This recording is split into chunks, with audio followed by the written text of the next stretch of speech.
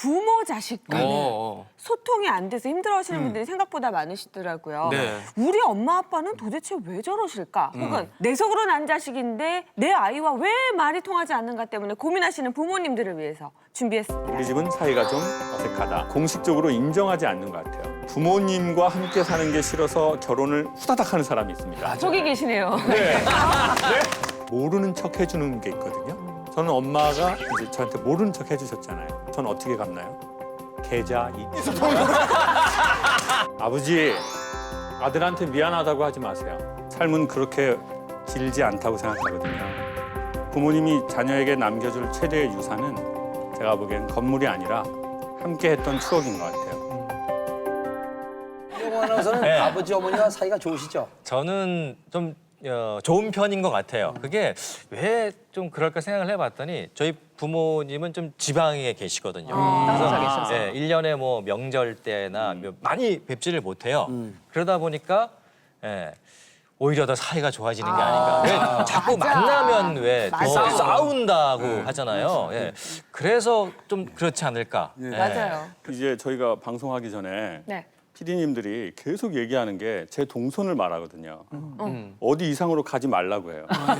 자, 그러면 제가 여러분한테 너무 가깝게 지내고 싶다고 이렇게 하잖아요. 저도 이게 사실은 방송에는 안 좋은 거예요. 왜요? 왜냐하면 카메라 각도를 잡기도 애매하고 겹쳐요. 겹치고. 그러니까 이게 저는 방송하고도 똑같다고 생각하는데 가까워서 가까워진 게 아니라 부모 자식도 너무 가까워서 멀어진 거다. 그러니까 부모는 부모의 위치와 자식은 자식의 위치, 가장 보기 좋은 거리가 있거든요.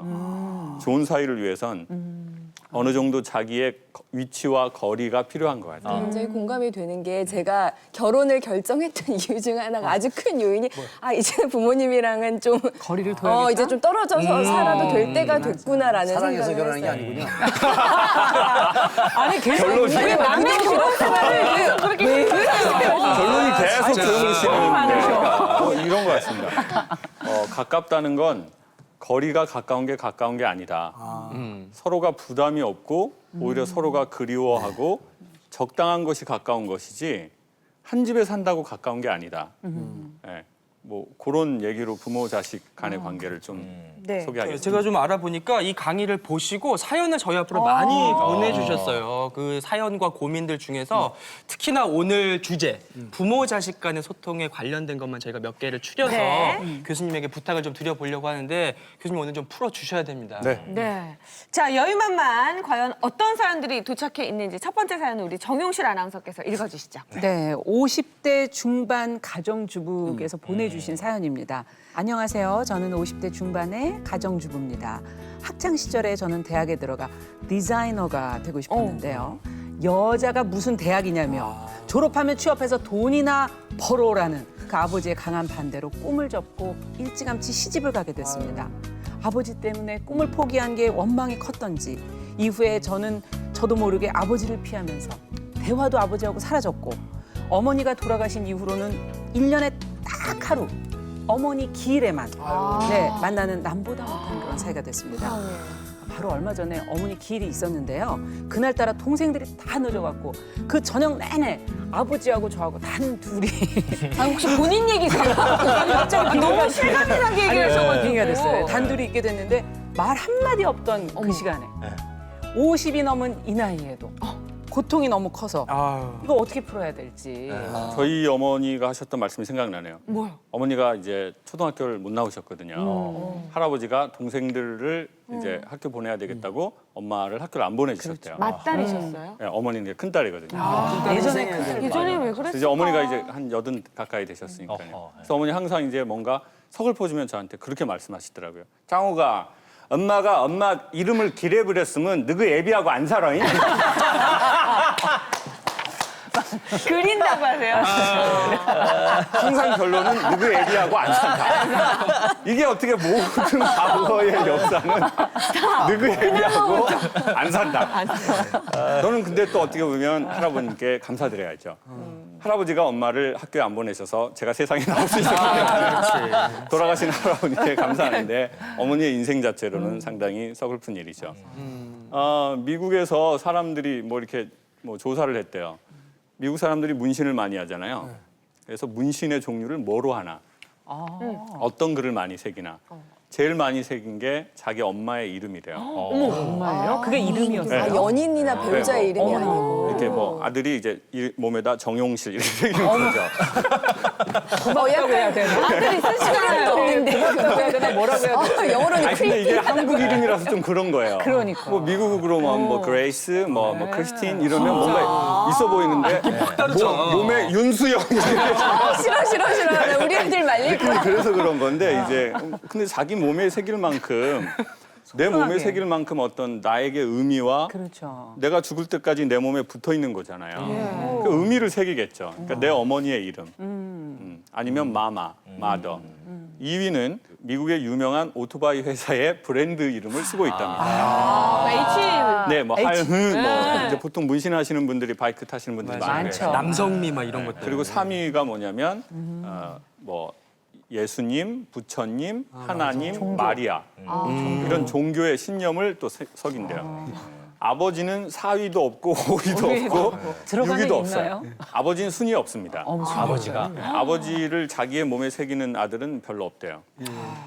제가 보기엔 미국이든 한국이든 아버지하고 사이 좋은 집이 그리 많지는 않은 것 같아요. 그러네. 문신이라는 건 자기의 신념이나 어떤 각오를 말하는 건데 자기의 사랑하는 사람을 새기든 자기의 신념을 새기든 새겨 넣는 건데 거기에 아버지는 거의 없다는 거예요. 없다. 저는 뭐 그분에 대한 어떤 직접적인 해답보다는 제 경우를 조금 한번 소개할게요. 이제 저희 아버지는 청각장애가 3급 있으시거든요. 그래서 저는 아버지하고 한 번도 대화를 해본 적이 없어요. 이렇게 대화다운 대화를. 그리고 이런 프로가 나갈 때도 네. 사실은 이게 자막으로 처리되지 않으면 아버지는 이제 제가 하는 말이 뭐 어떤 내용인지 모르시죠.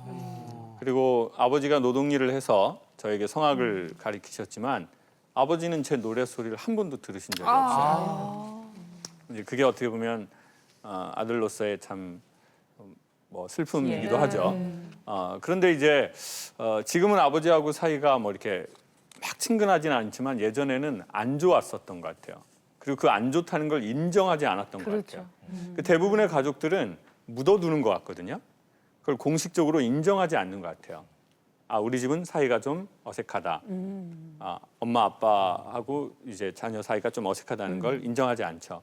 아버지가 이제 귀가 안 들리셨고 아버지는 좀 예전 아버지셨거든요. 그래서 이제 술을 안 드시면 말씀을 전혀 안 하세요.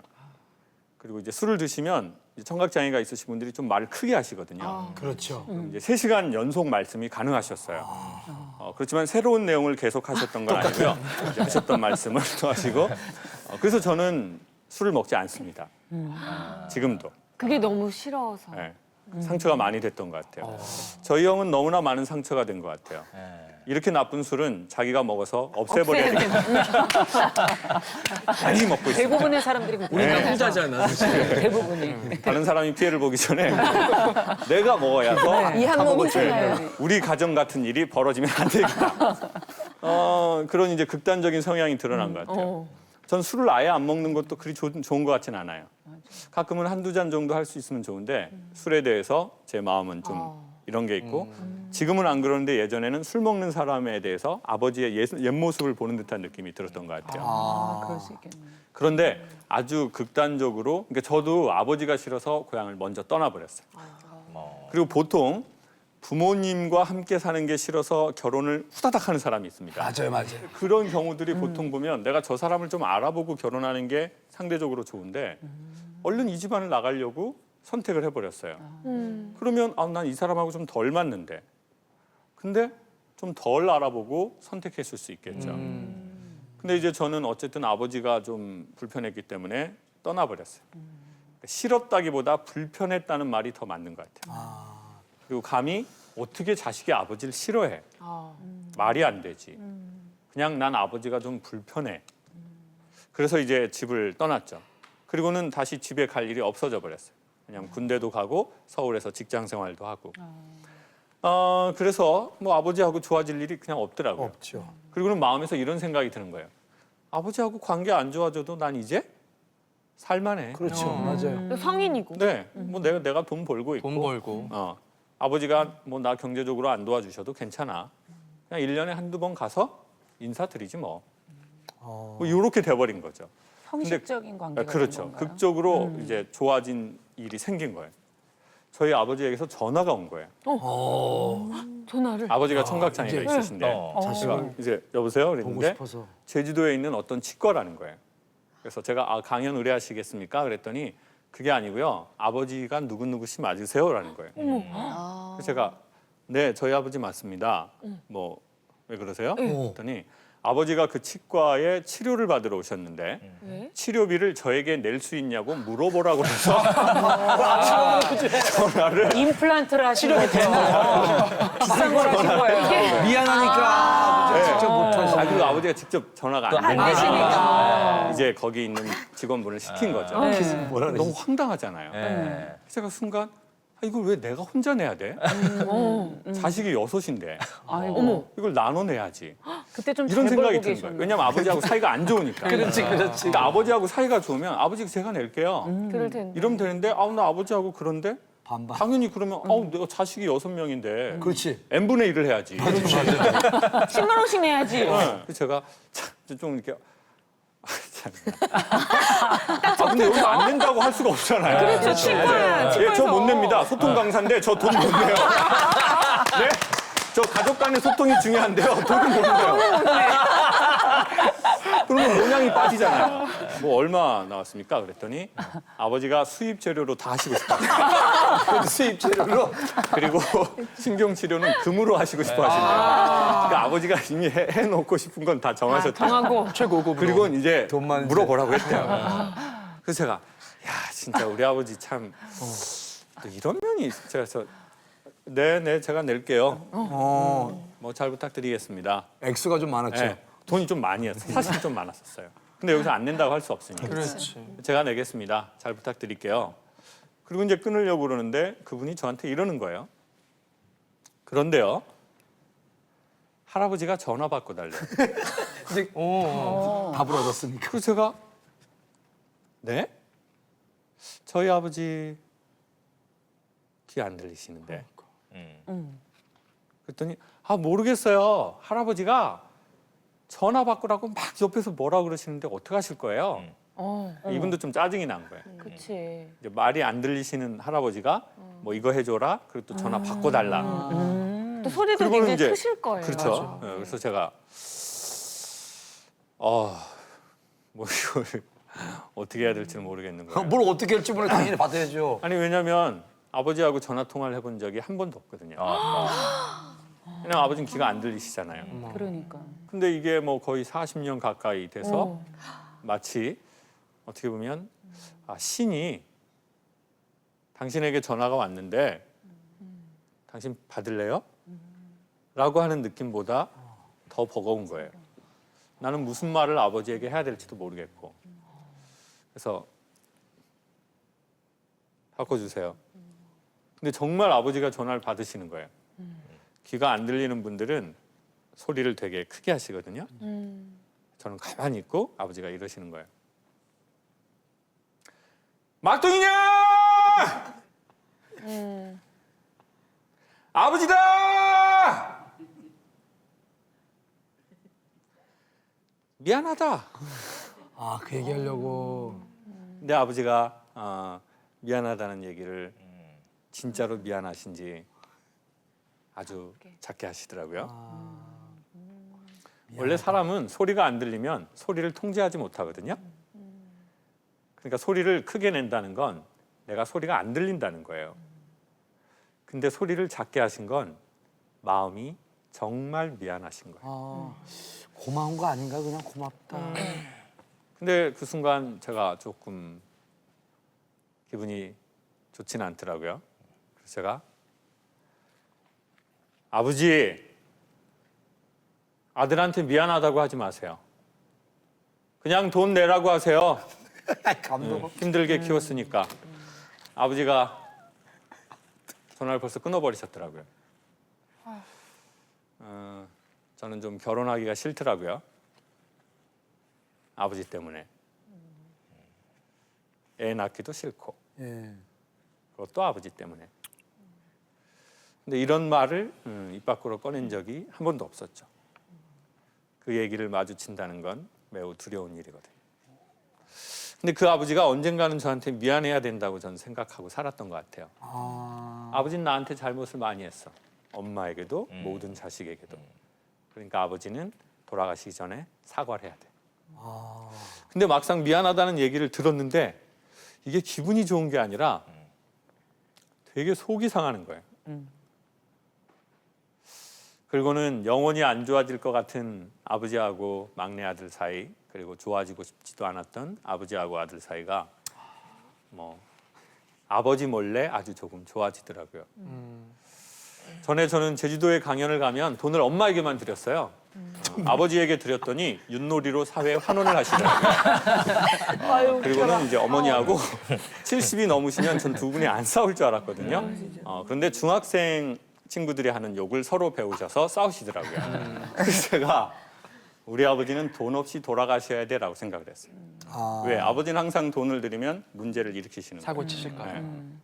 그런데 그 치과 사건이 있고 나서 아버지는 문제를 일으키셔도 엄마 몰래 돈이 있어야 되겠구나 라고 처음 느꼈던 것 같아요. 그래서 이제 집에 갈 때마다 돈을 한 번, 두 번 드렸어요. 이랬더니 아버지도 변하시더라고요. 여러분, 인간관계의 회복 돈입니다. 아니 왠지 그 강연 이런 거 아닙니다. 강연 아니 그럼 회복이 안 이런 거 되는 아니에요. 회복이 안 되는 건가요 그러면? 감동 아니에요? 돈. 소통의 매개체는 돈이었던 거지. 감동의 끝은 돈. 아버지가 어떻게 바뀌시냐면 아들이 집에 갔다 서울 올라가는데 공항에 나오시고 싶다는 거예요. 저희 아버지는 단 한 번도 자녀들이 집에 갈 때나 올라갈 때 공항에 나오신 적이 없으세요. 늘 엄마만 항상 나오세요. 엄마만. 엄마 맨날 공항에서 우시죠. 아버지는 한 번도 나오지 않아요. 근데 그날은 엄마는 연골이 안 좋아서 못 나오겠다 그러고 아버지하고 저하고 단둘이 이 사연 보내시는 거 여기서 똑같이 단둘이 공항을 가는데요. 어색해. 이거는 외국인하고 길을 걷는 것보다 훨씬 어색해요. 이게 대사가 없어요. 뭐 How are you? Fine, thank you. 아버지 언제 이혼하세요? 이런 대화가 있어야 되는데 제가 그때 느꼈어요. 난 아버지랑 추억이 없구나. 난 아버지랑 같이 뭘 해본 게 없구나. 난 아버지랑 여행을 가본 적이 없구나. 그러니까 어색한 거예요. 그렇죠. 그리고 공항에 도착했는데 또 할 말이 없어요. 그래서 이제 어색하잖아요. 그분처럼. 저 그분 마음 100% 이래요. 그래서 이랬죠. 돈 들이고 얼른 들어가야 되겠다. 아버지하고 이 어색한 시간을 보내긴 싫다. 아버지, 엄마한테 얘기하지 마세요. 조금이에요.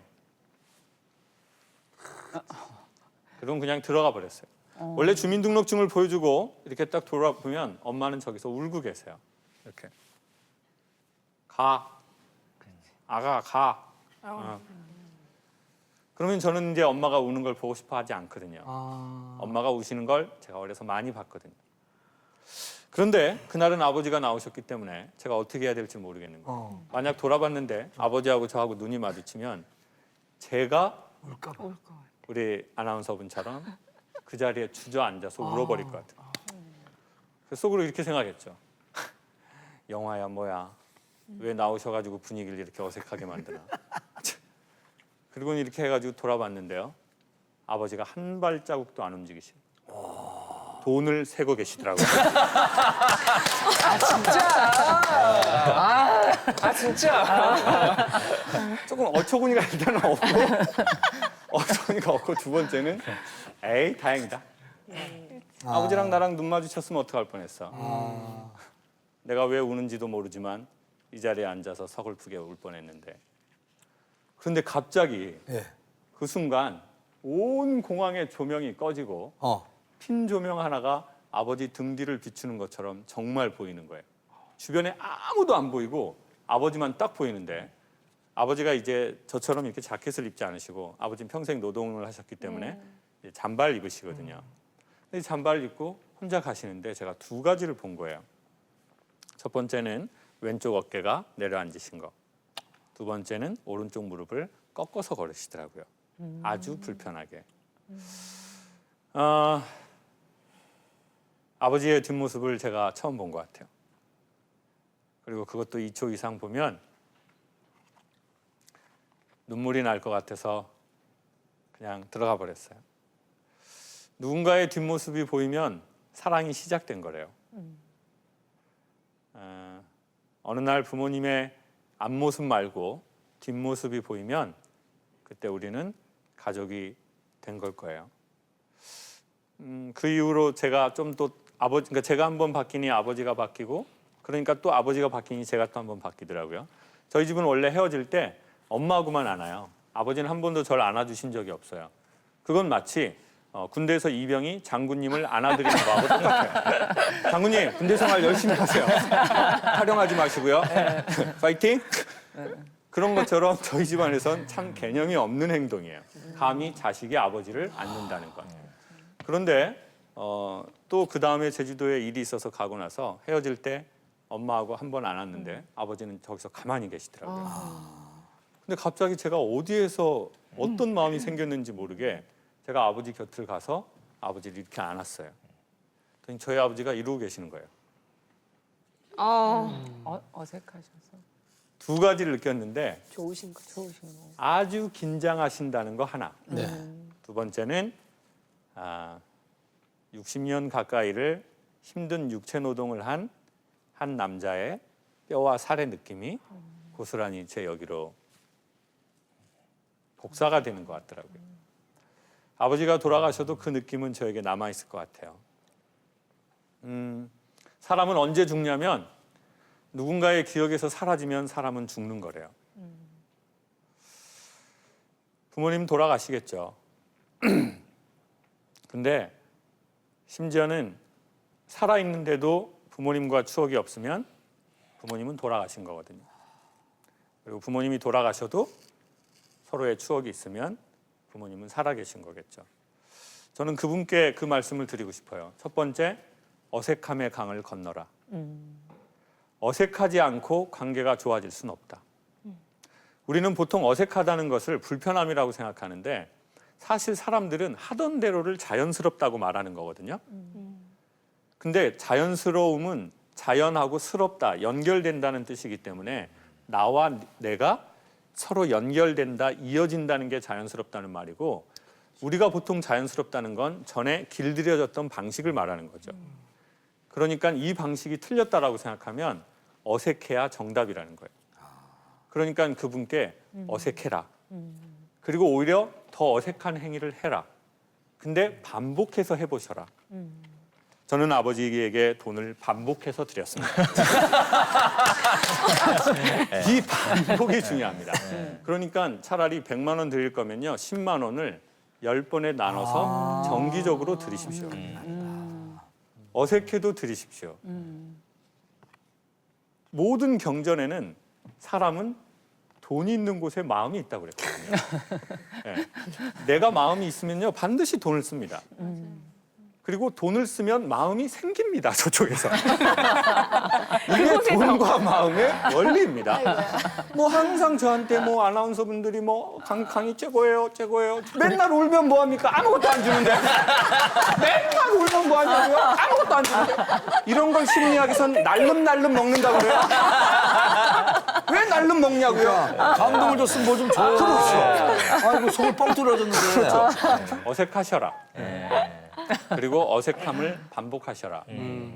그러면 어느덧 그래도 우리가 가족이니 맞아. 반드시 무슨 일이 일어날 거다. 근데 우리는 첫 번째 어색한 걸 싫어하고, 맞아요. 어색하면 틀렸다고 생각하고, 두 번째는 돈을 쓰지 않거나 돈을 한 번 쓰고는 봐봐, 한 번 썼는데 안 바뀌잖아. 맞다. 남자들은 그런 게 좀 공감이 많이 되는데, 어렸을 때는 나는 아버지 같은 사람이 돼서는 안 되겠다는 생각을 해요, 보통 남자들은. 그렇죠, 다 그렇죠. 근데 대부분. 나이가 들면서 내가 점점 아버지가 돼가고 있구나라는 생각이 들기 시작하거든요. 여자도 그래요. 네. 그래서 저는 비슷한 이런 상황에서 어머니 아버지를 모시고 제주도 여행을 제가 갔었어요. 아버지가 사실 안 가시려고 그러시는 걸 불편해요. 설득을 해서 아버지 얼마나 살아 계시겠냐고 갑시다 그러고 거의 끌고 가다시피 가서 그 이제 콘도에서 잠을 자고 아침에 제가 아버지를 일부러 모시고 가서 목욕탕에 아침에 가면 사람이 거의 없어요. 거의 목욕탕에 둘이 있는 거야. 굉장히 어색하잖아요. 그렇지. 아버지 앉으세요. 이렇게 아버지를 어색하게 했어요. 진짜 어색하게. 옷까지 벗으면 어떡해요? 제가 돈을 들였어요. 등을 이렇게 밀어드렸어요. 어색한 거 알면서 내가 일부러 드라마 한번 찍자는 느낌으로. 그러고 나서는 많이 바뀌시고 요즘은 제가 갔다가 오면은 항상 택시에다가 10,000원짜리를 던져주고 가세요. 택시비로. 그쪽에서. 네. 그게 변하더라니까. 그게 계기가 있어요. 그러니까요. 그러니까 그 어색함의 강을 만나셨잖아요. 근데 저희 아버지가 그 사건 이후로요. 아버지가 본인 얘기를 저한테 갈 때마다 하시는 거예요. 어머, 마음이 그러니까 열리셨네요. 근데 어떤 얘기냐면 아빠가 엄마가 먼저 돌아가셔서 새엄마 밑에서 자랐다. 근데 새엄마가 나를 많이 때리고 학교도 안 보내줬다.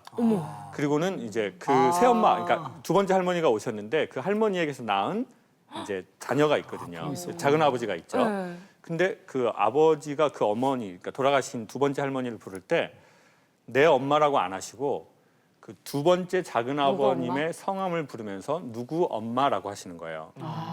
그때 뭘 느꼈냐면 아버지가 80이신데도 아직도 마음에 상처가 있구나.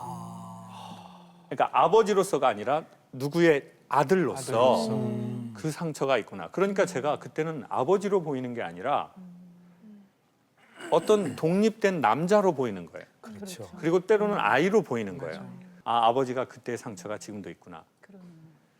내일 모레 90이시지만 아버지 안에 그 상처받은 아이가 있구나. 그러니까 내가 그 아이를 좀 다독거려줘야지 라고 하는 마음이 드니까 아버지가 그 이후로 또 똑같은 패턴에 조금 이해 안 되는 행동을 하셔도 제가 그게 조금 이해가 되는 거예요. 아버지가 이래서 저러셨구나. 그렇군요. 그러니까 제가 아버지가 예전에는 좀 그런 얘기를 하면 아버지 왜 그러세요? 이렇게 되거든요. 뭐 아버지가 장가 가라 이놈아 이랬다고 막 저한테 장가 가라 그러면 제가 예 알겠습니다 갈게요. 근데 또 장가 가라고 이놈아 그러면 예 아버지 알겠습니다. 한 번만 하면 저도 터집니다. 용돈 드리고 아버지 용돈 쓰세요. 결혼할 때 쓰라고 이놈아. 그러니까 저도 갑자기 아씨 됐어 엄마 나 지금 갈게. 그리고는 이제 그때 비 오는 날이었어요. 근데 제가 그냥 아버지가 계속 제가 장가를 늦게 갔거든요. 근데 제가 이 말을 하고 싶은 거예요. 아버지 제가 누구 때문에 장가 안 가는 줄 아세요? 그 얘기를 하고 싶었는데. 못 박는 말이지. 아버지 때문에 안 가는 건데 왜 나한테 장가 안 가냐고 계속 몇 번이나 얘기를 하냐고요. 그리고 도대체 언제부터 아버지가 저한테 관심이 있었어요? 이 얘기를 하고 싶은데 못하지. 이렇게 하면 전쟁의 시작이니까. 그렇죠. 그러니까 이제 그냥 비 오는데 그냥 슬리퍼 신고 그냥 나온 거예요. 안 공항 봐버리는 가려고. 거지. 근데 이제 엄마가 이제 막 버선발로 뛰어나온 거예요 이렇게. 장호가 네가 이해해라 네가 이해해라. 근데 엄마가 키가 작아가지고 우산 써라 근데 자꾸 우산이 제 눈에 찔러요. 우산 써라 엄마 나 눈에 찔렸어. 이게 되게 다 짜증나 나 진짜. 다음부터 내가 집에 오나 봐 내가 진짜. 맞아, 그렇죠. 예. 이렇게 됐는데 그 마음이 생기니 아버지가 왜 저러는구나. 이해가 됐군요. 아버지는 바뀌시지 않았어요. 제가 아버지 하는 행동이 달리 보이더라고요. 그러니까 이제 그 결혼 문제도 그때는 이제 아버지하고 되게 크게 싸웠거든요. 근데 이제 나중에 그게 되니 이게 또 아버지가 조금 달리는 보이는 거예요. 이분은 그러면 어떻게 해야 될까? 아버지랑 딸인데 이게 아들하고 아버지도 좀 그러니까요. 쉬울 같이 텐데. 목욕을 할 수도 없고. 그러니까 정확하네요. 자연스러운 대화는 제가 보기엔 매개체가 있는 거거든요. 같이 음식을 먹으면서 음식에 대해서 말하면서 대화를 하는 거거나 아니면 저희가 이렇게 같이 방송을 했으면 나중에 저희가 만났을 때 그때 강사님 처음에 그때 뭐 방송할 때 저희 같이 했죠. 그러면 또 요걸 갖고 말하는 거거든요. 그래서 그 어머니에게 매개체를 찾아라. 매개체를. 아버지하고 어머니와 그 딸하고 딸하고. 뭔가 조금 어색하지만 함께 할 수 있는 매개체를 찾아라. 근데 아버지가 야 그거 너무 좋다 이런 건 없을 거다. 약간 부모님들은 이런다고요. 취하고. 아우 그걸 뭐하러 하니? 네. 제가 저희 엄마한테 엄마 나 돈 보낼게. 뭐 단비 보내. 엄마는 다 살았어. 3년 살면 뒤져. 저희 엄마는 10년 지났는데 안 뒤지시거든요. 안 뒤져. 안 뒤져. 엄마 안 뒤지셔. 자리를 만들건 뭐 술을 한 잔 기울이시건 그런 상황에서 본인이 속상했던 얘기를 살며시 꺼내도 될까요? 저는 그거는 시간이 지나고 나서인 것 같아요. 지금 당장은 네, 아니고. 네. 어차피 우리가 어떤 의도로 만난지 서로 알거든요. 근데 이렇게 할 거 해주고 아버지 저 사실 섭섭했어요. 그러면 50년 아버지도 전에 막 이러면. 이놈의 딸이 약을 치는구나. 내가 이거 지금 약 먹은 건가? 결국은 요 말을 하려고 요거를 쳤네. 그렇지. 이러면 다음부터 그 관계를 안 갖는다고요. 그러니까 그 얘기는 조금 차후에. 한 7번, 10번 네. 반복되고 나서 그리고 나서 아버지 사실 저 옛날에 아버지한테 그런 마음이 좀 있었어요. 그러면 이제 아버지도 7번, 10번 뭔가 이렇게 밀물이 들어왔다 나가면 그래 아버지도 그때는 미안하다. 아버지도 아빠가 처음이었다. 그러면 그 사연 보내주신 분의 아버님은 그 예전에 본인이 딸한테 했던 그런 거에 대한 미안함 혹은 자신이 좀 잘못했다라는 건 있으실까요? 근데 이건 아주 중요한 하나의 테마인데요. 네. 사람들은 내가 힘든 상황이 되면요. 시간을 천천히 가게 한대요. 그러니까 이제 우리 여성 아나운서분들은 다 우리 여성분들 다 느끼셔요. 모든 어머니들 다 느끼실 거예요. 애 낳을 때. 언제 시간이 천천히 가냐고요. 애 낳을 때 길에서 자빠질 때라고요. 길에서 자빠지면 맞아요. 놀랍게도 아프지도 않아요. 네. 그리고 벌떡 일어날 수 있어요. 집이 이쪽인데 반대로 걸어요. 반대로 걸어가고 남자들이 하는 말이 들려요. 피난다.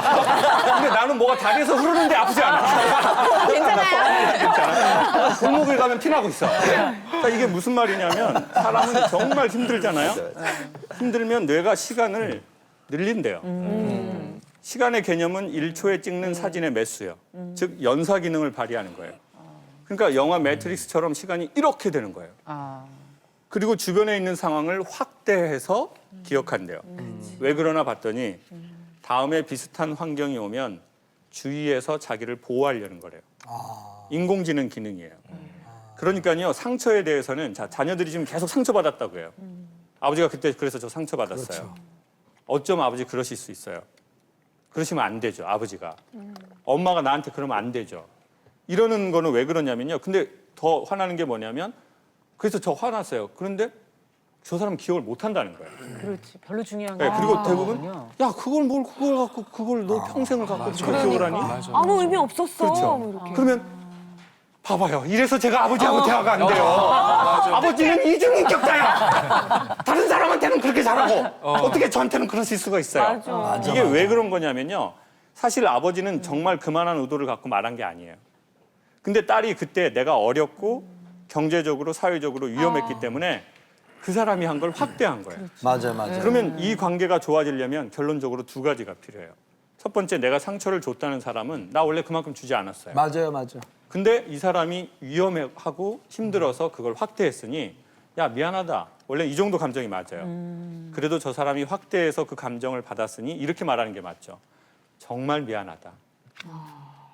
그리고 내가 상처받은 사람 입장이라면 사실 그 사람이 그만큼 상처 준 거 아니에요. 근데 내가 위험하니까 내가 상처를 확대하고 증폭한 거거든요. 그렇죠. 그러니까 그 사람을 3분의 1이나 2분의 1은 용서해 주시는 게 인문학이 아니라 과학이에요. 근데 교수님 강의를 딱 듣고요. 많은 분들이 이제 아버지가 생각이 나고 어머니가 생각이 전화를 하잖아요. 네. 그럼 배운 대로 하려고 하면 그쪽에서 답이 우리가 원하는 답이 안 나오면 하나 또 싸우대요 또. 그래서 이렇게 하죠. 근데 이럴 줄 알았다. 이럴 줄 알았어. 이런데 여기서 중요한 건 뭐냐면요. 한 번에 바뀌는 것은 다 가짜라는 거예요. 인간은 유턴을 해서 바뀌는 거지 이렇게 못 바뀌거든요. 왜냐하면 몸의 모든 세포들은 과거를 기억하고 있거든요. 그러니까 이렇게 90도로 바뀌는 건 없거든요. 큰 비행기일수록 유턴하는 게 엄청 항로를 돌아오거든요. 그러더라고요. 근데 사람의 삶이 50년, 60년에 엄청난 항해를 해왔는데 네. 어떻게 이게 한 얘기를 들었다고 이렇게 바뀌겠어요? 그 바뀌려는 것 자체가 거짓말이고 욕심이죠. 사실 어쩌면 아버지가 딸의 연락을 기다리고 계실지도 몰라요.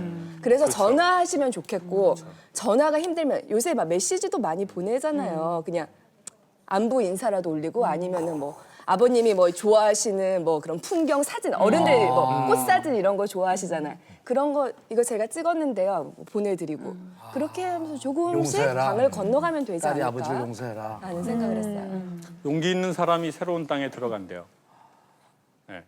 그러니까 지금 아버지와 관계가 이것도 어떤 세계인데 이 세계 말고 다른 세계에 들어가려면 어색하지만 반복하는 용기가 있으시면 되는 거 같아요. 네, 첫 번째 사연 아버지와 함께하는 게 두려운 따님의 사연을 네. 만나봤는데 정말 어색함의 강을 건널 수 있는 계기를 좀 마련해 보셨으면 좋겠고 이제 두 번째 사연을 만나보겠습니다. 두 번째 사연은 우리 윤수영 아나운서 준비하셨죠? 네네 이번에도 따님의 사연인데요. 엄마에 대한 미안함을 간직하고 있는 딸이 사연 보내주셨습니다. 읽어드릴게요. 두 딸을 키우고 있는 40대 주부입니다. 저는 어린 시절에 저지른 실수를 지금까지 가슴에 안고 살고 있습니다. 중학교 졸업식 날 학교에 온 엄마를 그만 모른 척하고 말았던 건데요. 허름한 작업복 차림으로 졸업식장에 온 엄마가 순간 부끄러워서였습니다. 그날 집에 갈 때까지도 엄마와 멀찍이 떨어져서 걸었던 기억이 나네요. 저도 이제 엄마처럼 딸을 키우다 보니 그때 엄마의 심정을 헤아리게 됩니다. 그래서 지금이라도 그때의 일을 엄마에게 사과하고 싶은데요. 그래도 될까요? 괜히 제 마음의 짐을 덜자고 엄마의 아픔을 들춰내는 건 아닐까요? 저희 어머니도 제가 이제 어렸을 때 그 시장에서 일을 하셨습니다. 예, 그래서 사실 이제 어린 마음에 그 이제 안 부끄럽다 그러면 조금 거짓말일 수 있죠. 예, 그건 거짓말일 수 아이 있죠. 때는. 예. 근데 한 번은 그 학교에 이제 제가 도시락을 안 들고 간 거예요. 깜빡 잊고. 예. 근데 이제 어머니가 아침에 일을 나가시니까 되게 바쁘잖아요. 근데 수업 첫째 시간 들어가려고 하는데 창밖에 누가 서 있는데 엄마가 밖에 예, 서 있는 거예요. 도시락을 이제 들고 오신 거예요. 예. 그러니까 일하러 나가시는 그렇죠. 일 옷차림새로. 되게 막 좀 부끄럽기도 한데도 그 자식이 이제 자식 새끼가 밥 굶을까 봐서 딴 건 아무것도 못 하시는데 도시락은 밥을 먹여야겠다는 일념으로 도시락을 들고 오신 거야. 근데 그게 한편으로는 부끄러우면서도 또 되게 막 이건 아닌데 내가 잘못 생각하고 있었구나 그런 여러 가지 생각이 막 복잡해지면서 그게 정말 오래전 얘기인데도 생생히 기억나요. 엄마의 젊었을 때 모습이잖아요. 어찌 보면 지금보다 제 나이보다 더 어렸을 때 모습일 수도 있는데 그게 선명하게 지금도 기억이 나요. 아들이 제가 아나운서인 줄 아는데 사람들이 제가 화장을 잘 평소에 안 하고 다니거든요. 그러면 아는 척을 안 해요. 우리도 못 알아봐요. 못 알아본다고 사람들이 아나운서로 얘기는 해놨는데 그래서 아는 척을 안 해서 제가 그럴 때 가끔 섭섭하죠. 막 제가 부르고 그러는데도 계속 못 들은 척하고 계속 못 들은 척하고 아나가 아나운서 엄마야. 어린이집, 유치원, 뭐 초중등학교 부모님 강연 갈 때는 꼭 그 말씀 드리거든요. 어머니, 아이의 그 학교 기관을 갈 때 예. 옷을 어떻게 입고 가야 된다고 생각하십니까? 참 난감해요. 어떻게 입어야 될 것 같으세요, 우리 여성분들은? 근데 너무 빼입고 가면 좀 부담되지 않나요? 그쪽에서 보실 때? 저는 이렇게 추천하거든요. 격이 있는 옷을 입으시길 추천합니다. 옷은 가격이 저렴해도 격이 있는 옷이 있고 가격이 매우 비싸도 약간 캐주얼한 옷이 있거든요. 근데 아이의 학교에 갈 때는 어머니 격이 있는 옷을 입고 가시면 좋겠습니다. 근데 이게 왜 제가 이 말씀 드리겠냐면 제가 6째 막내거든요. 그러니까 이미 부모님이 사이가 안 좋으셨는데 어떻게 6명을 낳는지 모르겠어요. 정말 참 신비한 일인데요. 신기하네요. 네, 학방을 오래 쓰셨는데 6을 낳았어요. 이제 제가 6이니까 엄마가 나이가 너무 많은 거예요. 맞아. 애들은 뭘 아냐면요. 제가 보니까 애들은 좋은 차를요, 브랜드를 몰라도 다 알아요. 어떻게 할까? 유치원, 초등학교 아이들은요, 좋은 차가 지나가잖아요. 그 자리에 서서 이렇게 차를 봐요. 맞아. 봐요. 정말이에요. 브랜드 몰라요. 진짜로? 브랜드를 몰라도 좋은 스포츠카나 맞아요. 뭔가 정말 좋은 뭐 이런 차들은요, 이렇게 다 봐요. 그리고 두 번째, 아이들은 젊고 예쁜 선생님을 기준을 주지 않았는데도 구분해요. 그걸 어떻게 할까요? 그리고 더 아는 거는 나이가 들었는데 젊은 척 하려는 선생님을 가장 잘 구분해요. 그리고 되게 짠하다고 느껴요. 야, 짠하다. 야, 진짜 우리 원장님 너무 짠하다, 진짜. 야, 그냥 조금 그렇게 맞춰드려. 그냥 원장님이 뭐 하면 너도 이렇게 좀, 그냥 원장님 되게 오늘 똥머리 좋아 보이세요. 이렇게 해드려. 원장님. 원장님 애쓰시는데. 근데 애들이 희한하게 그걸 아는 거예요. 그런데 제가 이제 엄마가 나이가 많으셨잖아요. 근데 친구 엄마들이 딱 왔는데 참 이렇게 우리 윤세영 아나운서처럼 머리도 이렇게 파마 말고 이렇게 그리고 정유실 아나운서도 지금 이렇게 막 그런 뽀글뽀글 파마가 아니라 되게 이렇게 좀 고급진 웨이브잖아요. 몹스러워요. 근데 이렇게 젊은 엄마들이 이렇게 날씬하셔가지고 백을 들고 이렇게 오신 거예요. 근데 저희 엄마가 그 되게 그 엄마 아버지는 되게 외모도 다르시거든요. 아버지는 미국 사람처럼 생기셨어요. 엄마는 몽골 사람처럼 생기셨어요. 근데 너무 멀다. 많이 차이가 나요. 엄청 멀다. 그래서 엄마가 너무 몽골로 때려버렸어요. 그래가지고 이제 엄마가 이제 허리도 쌍엑스라지 입으시거든요. 엄마가 학교에 딱 오시는데 몸빼를 입고 오신 거예요. 일바지. 네, 몸빼를 이렇게 하는 거 있잖아요. 아라비안 나이트 바지 있잖아요. 근데 이제 문제는 패턴이 그 호랑이 같은 거 입고 오신 거예요. 빅문이. 네, 엄마가 잔꽃 안 입으시거든요. 엄마가 외모는 몽골인데 패션은 밀라노시거든요. 그래가지고 막 큰 꽃 2개, 막 그리고 막 펄라방 엄청 큰 거 막 이런 거랑 엄마 얼룩말. 제가 어린 나이에 그게 보이더라고요. 왜 엄마가 저렇게 왔지? 그래. 친구 엄마들은 되게 젊고 머리도 카트 이렇게 해가지고 막 핸드백 들고 왔는데 막 이렇게 돈을 걷는데 엄마들이 막 이렇게 봉투에서 핸드백에서 꺼냈는데 엄마가 표범에 사타구니에서 돈을 걸어. 이게 표범. 이건 진짜 그러셨군요. 되게 뭐 이렇게 에로틱한 데서 돈을 막 이렇게 어디서 꺼냈는지 모르겠는데 왜 이게 뭐 주머니 저기 있는 거야? 어떻게? 이게 표범 사타구니에서 돈을 엄마가 막 뒤적뒤적 거리셔가지고 이게 돈 이렇게 딱 하는 주머니 있거든요. 이렇게. 맞아요. 이 안에 있어요. 거기서 돈을 꺼내는 거 제가 그래서 우리 엄마 왜 저러시나 그런 마음이 있어요. 그래서 제가 엄마한테 참 죄송하죠. 이제 시간이 지나서 제가 그 말씀을 드렸어요. 그냥 아마 그분 마음을 제가 전 충분히 이해해요. 저희 엄마가 이제 엄마는 정말 공부를 하셨으면 이제 제가 보기엔 엄마는 제가 말하는 게 다 엄마를 닮아서 말하는 거거든요. 그래서 저는 이제 말에 공부를 누구에게 배우지 않았잖아요. 근데 어머니가 이게 되게 철학적으로도 뛰어나시고 이 스피치 능력이 제가 보기에 상당히 뛰어나세요. 어머니 이러셔요. 원래 철학과 유머를 같이 하기가 어렵거든요. 맞아요. 대학 교수님들도 이걸 힘들어해요. 근데 어머니 저한테 딱 이러는 거죠. 장호가 사람 안에 사람이 있어야 돼. 응? 나쁘장만 번드르하다고 그것이 사람이 아니야? 응? 누구 애빈 사람이 아니야? 철학이. 세죠? 제가 봐도 야 엄마는 방송을 하셨으면 야 우리 엄마는 정말 진짜 대박이신데. 근데 이제 엄마는 이제 공부를 못 하신 것에 대한 엄마가 한이 있어요.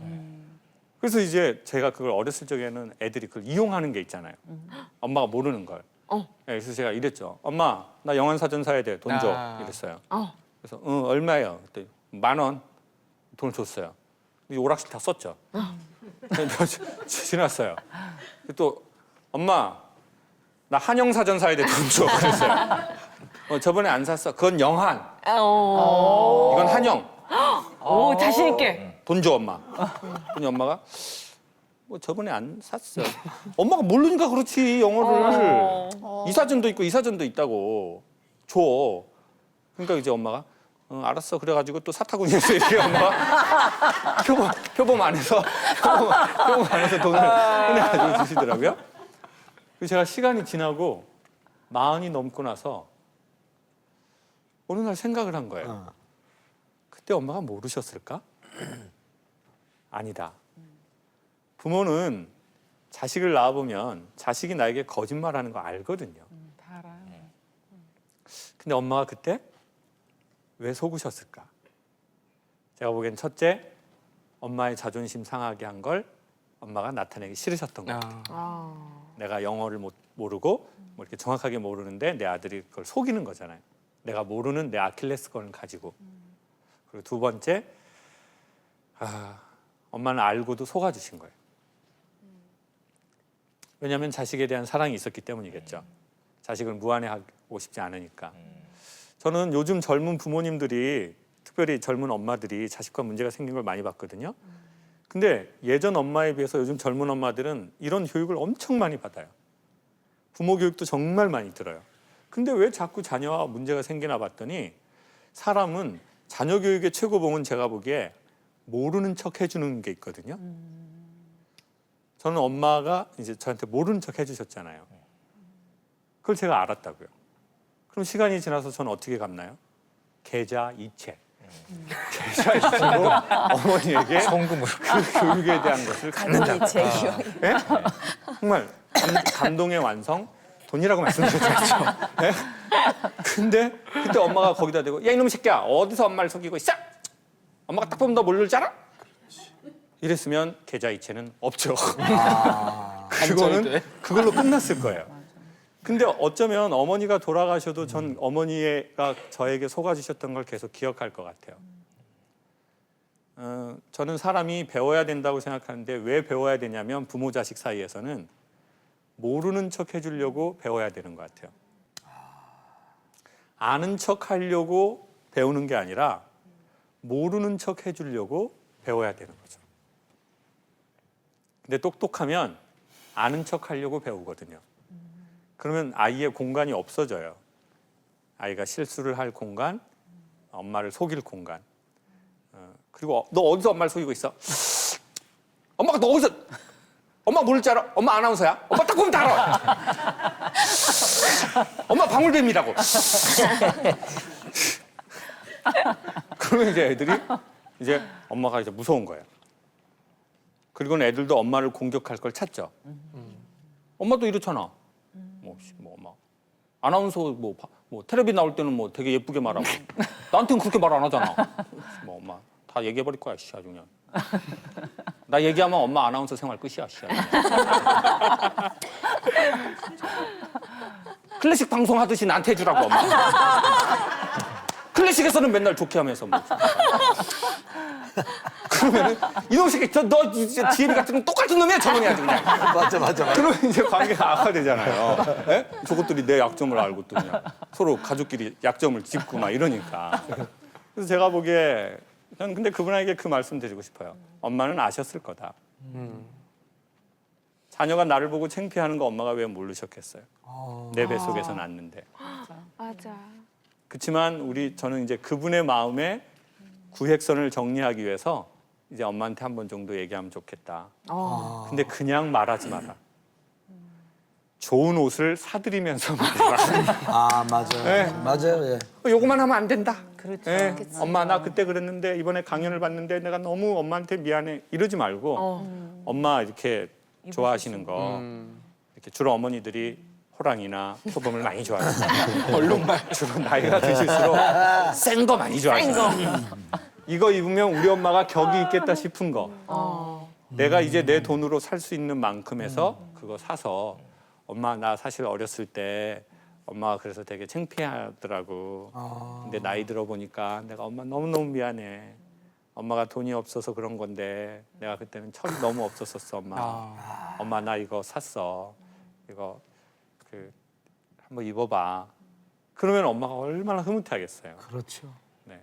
항상 돈을 함께 쓰셔라라는 말을 드리고 싶습니다. 마음과 함께 돈을 조금이라도 쓰셔봐라. 그러면 그런 일 없었던 가정보다 더 끈적끈적한 추억이 있겠죠. 언젠가 부모님이 돌아가시겠죠. 근데 부모님이 자녀에게 남겨줄 최대의 유산은 제가 보기엔 건물이 아니라 함께 했던 추억인 것 같아요. 그리고 부모님이 돌아가셔도 자녀들은 그 추억을 기억하면서 부모님과 살아가겠죠. 저는 삶은 그렇게 길지 않다고 생각하거든요. 앞으로 저희가 50년, 60년을 산다고 해도 3분의 1을 자면 우리의 남은 시간은 그렇게 많지 않겠죠. 특별히 부모님들은 더 시간이 많지 않을 거라고 생각해요. 그 시간 안에 어색해도 하나라도 더 같이 할 수 있는 추억이 있으면 좋겠다는 생각을 합니다.